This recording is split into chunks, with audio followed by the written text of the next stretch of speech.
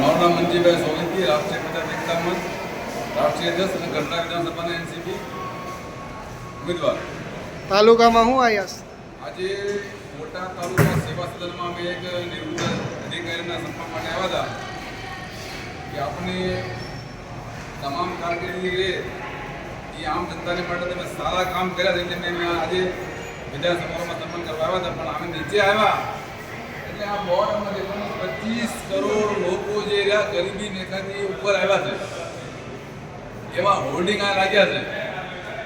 હવે 25 કરોડ લોકો ગરીબી રેખાથી ઉપર કઈ રીતે આવ્યા છે, એવા સર્ટી કોને આપ્યા છે?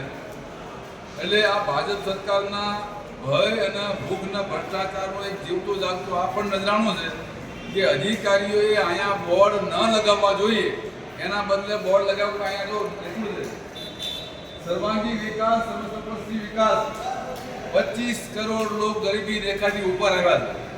તો ભાઈ આ લોકોને ઘરે ઘરે તમે 15 લાખ રૂપિયા ખાતામાં નાખ્યા છે તો લોકો ગરીબીથી ઉપર આવ્યા હોય. એટલે આવા તમારા ભ્રષ્ટાચારને છુપાવવા હાટું ખોટા બણકા ફૂંકવાનું બંધ કરો, સાચા કામ કરવાની ટેવડ રાખો ને અધિકારીને એમના કામમાં રહેવા દો અને તમારા દબાણમાં એ લોકો ન રાખો. અધિકારીને કામ કરવું છે પણ તમારા ભયથી કામ કરતા નથી એવું મારું માનવું છે. અને આવા હોર્ડિંગ અહીંયા લાગવા ન પડે. આ કચેરી આમ જનતાની છે, કોઈ ભાજપની આપણી કચેરી નથી. જય ભીમ, જય ભારત, જય સંવિધાન.